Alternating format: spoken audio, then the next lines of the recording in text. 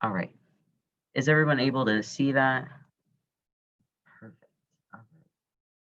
Great. So like I said, welcome to Sigmore Safe Zone Level 2. So you all probably know by now what Safe Zone is, but we'll do just a little bit of a refresher. So this is a training program offered at Indiana State University. This is for anybody on campus, so students or staff or faculty. And it's to teach more about the LGBT plus community. It's comprised of 3 levels. Once you go through all 3 levels, you are Sigmore Safe Zone certified.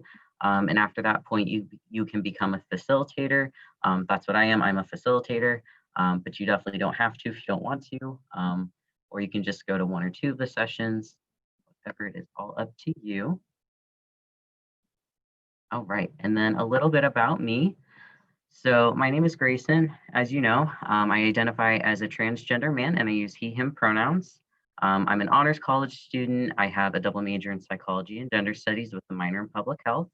I'm a sophomore also, and I'm involved in a little bit of everything across campus. I'm a Sycamore Safe Zone facilitator. I'm a part of the Student Leadership Coalition, National Alliance on Mental Illness, or NAMI. I am the founder and president of the Transgender Support Group here on campus, and I also work as an RA here in Pickerel. And we did interjections, which is awesome. All right, so like I mentioned earlier, today will be a little bit different from Safe Zone number 1. Definitely nothing too difficult to learn about, but still really important information. Today we're going to be talking about issues facing the LGBT plus community. So we'll start with a little bit of history and background just so we know what we're talking about when we talk about current issues facing the community. And then we'll talk a little bit more about what we can do to kind of combat these issues. All right. And then before every session, I think it's important to kind of talk about why we need to talk about these things. So just in general, there's a lot of LGBT plus students here on campus at ISU, in the world in general. So it's important that we understand and know about the community, regardless of if we're a member or not, just so we know how to properly interact with other people and be respectful of their identities. And also, it's important to know about these things so we can know how to correct others and fight against bigotry and intolerance when we see it, and also that we are being good allies or good members of the community and not adding to the bigotry or hatred and intolerance that lives in the world. Um, so just making sure that we're properly educated on past issues and current issues of the community, and also knowing what discriminatory behaviors and patterns exist, and also things like microaggressions that exist. So if we are adding to those, we can kind of help correct those patterns within ourselves and with others around us. All right, and then I did have an activity. This was pre-COVID, but now that we are in COVID, we are just going to go ahead and skip this activity. But it was just a worksheet with terms and definitions for the community. And if anybody would like access to that, definitely let me know and I can send that over to you. All right, so we will go ahead and start with the history of the LGBT plus community. I'll go ahead and start by asking, does anybody recognize anybody in this photo? A few of you? Awesome. Does anyone want to name anybody that they recognize on the screen? Is that, I don't know this for sure, but is the central figure, is that Harvey Milk? Yes, that is Harvey Milk. Yeah. Awesome. And then is it Baynard Reston over here on the right side, bottom corner? Yes. Yeah. Yes. Awesome. Yeah, so these are just a few trailblazers that did a lot for the work in the LGBT plus community and working towards advocacy and rights for the community. We'll go ahead and talk a little bit more about that.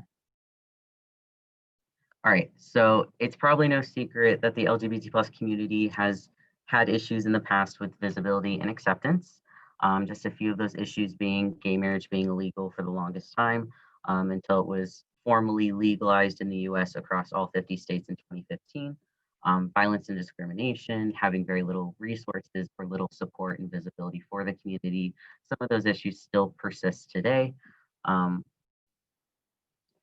so just kind of like a question for like food for thought. How do you think being LGBT plus in the 1950s or 60s, so about 60 to 70 years ago, compares to being LGBT plus today? That's kind of important to keep in mind um, to see kind of the progress of the community. All right, and then some current issues facing the LGBT plus community is lack of resources in education, stereotypes, myths and misconceptions, bullying, bigotry and discrimination, poverty, and homelessness. Um, so not to say that these issues didn't exist before, but these are the most persistent issues, at least today, facing the community. All right, so we'll go ahead and start with lack of resources. Um, so approximately 10% of the US population identifies as LGBT plus. So that doesn't sound like a lot, but it is a fairly significant number of people that do identify within the community. But regardless of that being a pretty significant number, there's still a need for resources within the community. And this kind of means a lot of different things, right? So education for members within the community, education for the general public about what that means for the community, members of the community, different terms and definitions, and then also specific resources for the community, like therapists that are educated on the community, like gender inclusive therapists, for an example, community engagement and outreach, research on the LGBT plus community, and also safe spaces. So lots of really important things that are needed for the community that are still fairly lacking even today. All right, and then we'll go ahead and talk about stereotypes. So stereotypes continue to plague the LGBT plus community.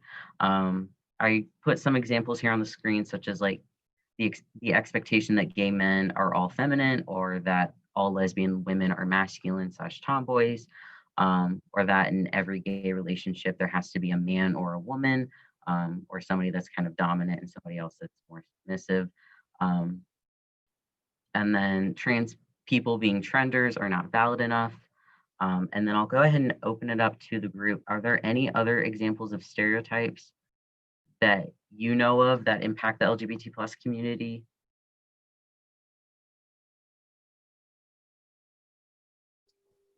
I mean, I always like the discussion of individuals who are within the bisexual umbrella.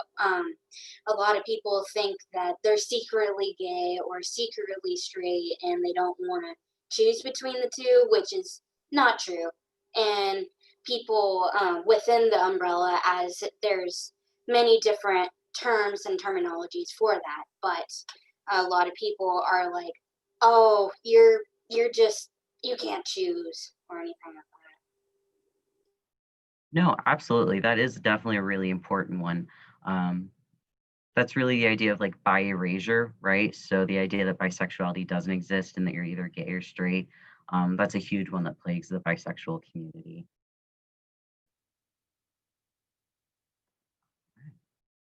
So we can go ahead and talk about myths. So this is just kind of like misinformation that exists about the LGBT plus community, very similar to stereotypes, just different ideas about the community that are just not true. Um, and it definitely spreads misinformation and promotes discrimination because they're pretty harmful ideas that are usually being spread. Does anybody have any examples of myths or misconceptions that they know about the LGBT plus community that like they know to not be true?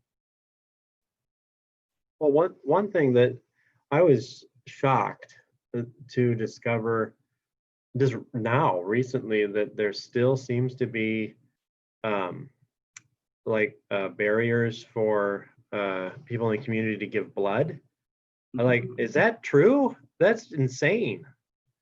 I don't know. I had heard that there's hurdles that particularly gay men or whatever they and it made me think, it made me crazy, because I thought, what is this, 1983? I mean, it was so I don't know if it's a myth anyway, from what I've heard, but anyway.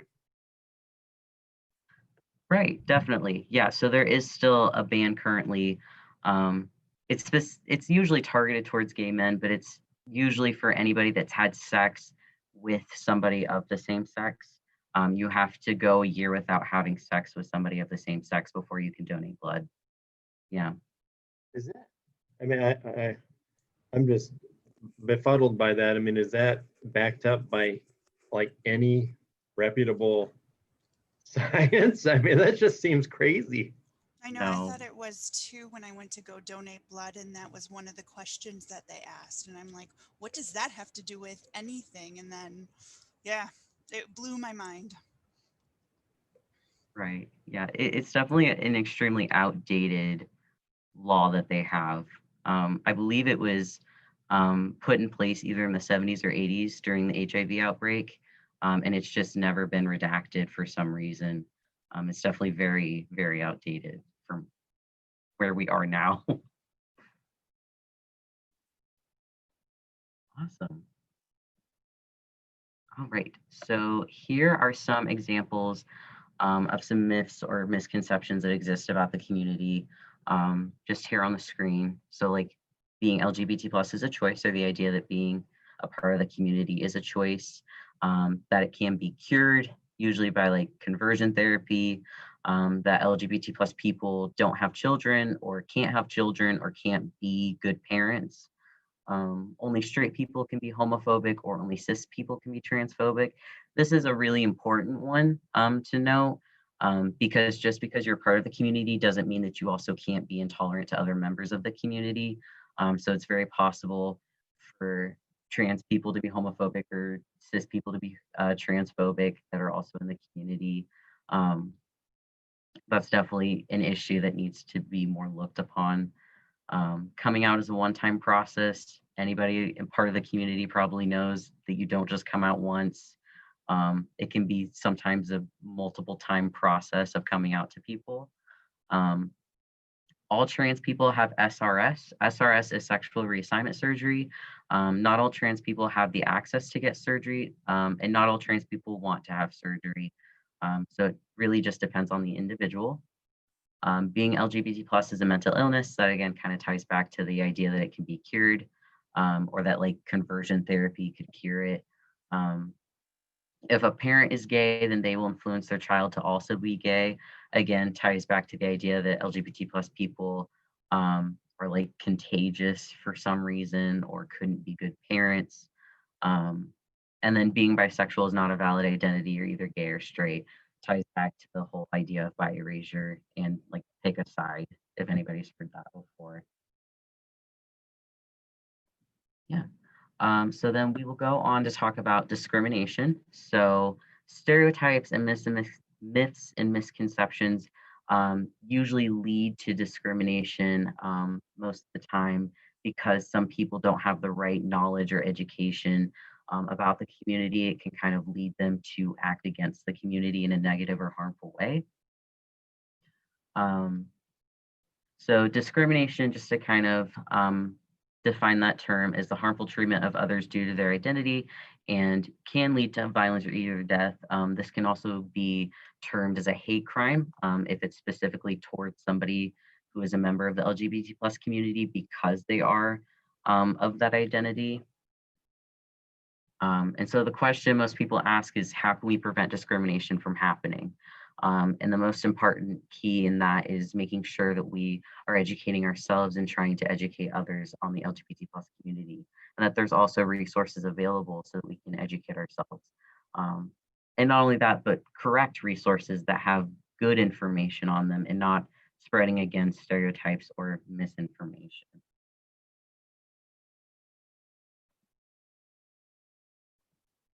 All right, so here are just some examples of some discrimination that exists, at least here in the US, is gay marriage being illegal. Gay marriage was illegal until June of 2015 in the US. There are businesses that have no legal protections for LGBT plus employees. That includes being discriminated against by coworkers or being fired due to the fact that they are LGBT plus. Adoption centers that don't allow gay couples to adopt. landlords that don't rent to LGBT plus people, businesses that refuse service, the public bathroom debate that was started over the North Carolina HB2 bill that basically outlined that trans people had to use the bathroom that matched their assigned sex at birth, which obviously is an issue for trans people because that's not the gender that they identify as. And then also, which is a more recent one, the trans military ban, which means that trans people are banned from joining or serving in the military. That is just a few examples for that. And then poverty is a huge issue for the LGBT plus community, almost disproportionately huge issue for the LGBT plus community. This also ties into discrimination due to identity, maybe not being hired for certain jobs or being discriminated against in the workplace so that they don't feel comfortable or safe in where they're working. So yeah, so this impacts a large part of the LGBT plus community and can also specifically affect trans people because they have to obviously be more out about who they are. So that can negatively disproportionately affect them. And like I mentioned, discrimination in the workplace, unable to find work. And then also if you're trans, there's transition related costs. If you are able to or choose to medically transition, that can put somebody in a lot of financial stress. And then obviously homelessness as well. I have a comment. Yeah.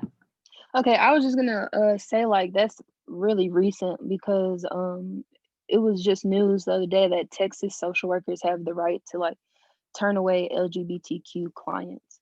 And that was like really shocking to me because as a social worker, you're supposed to like assist anyone and everyone. So that was shocking.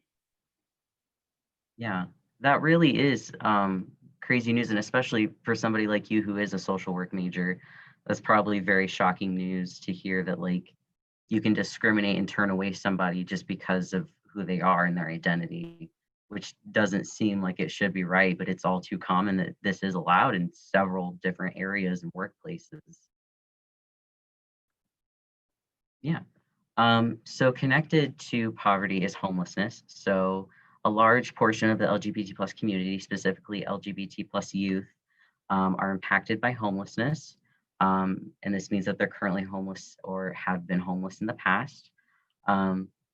The most common reason for this, honestly, is being kicked out at a young age due to their identity or due to coming out as who they are and having an unaccepting family, which is just an unfortunate reality for the LGBT plus community. And then, like we mentioned before, being unable to find work or being refused housing due to your identity. Yeah, so it definitely hugely impacts the LGBT plus community.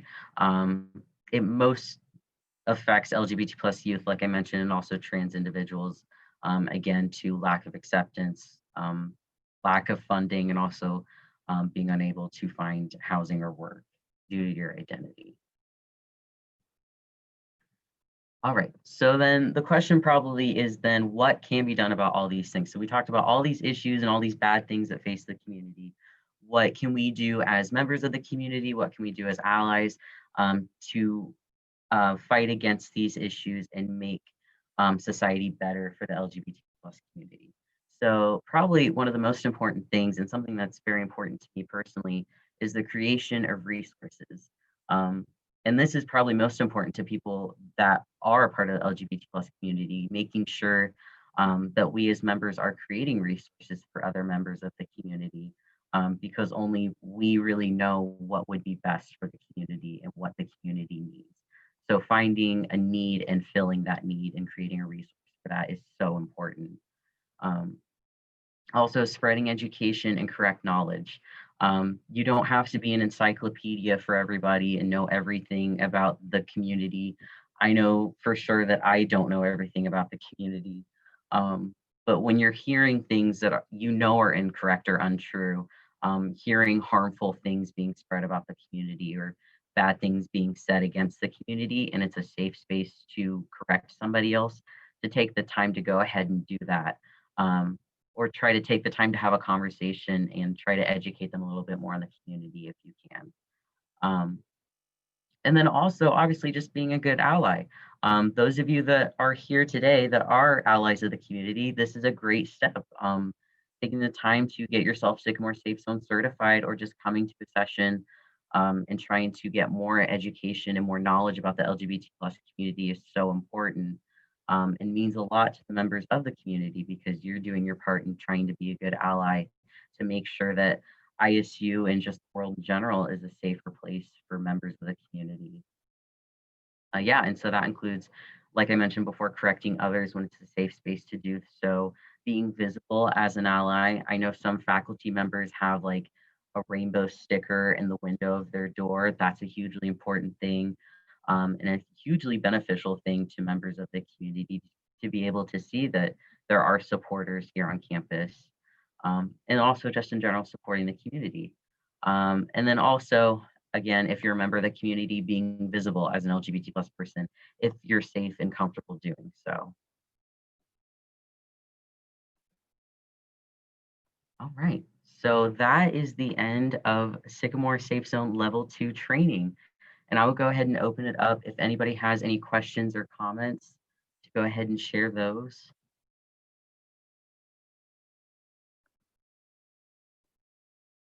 No? Awesome. Well, I'll go ahead and stop sharing my screen real quick.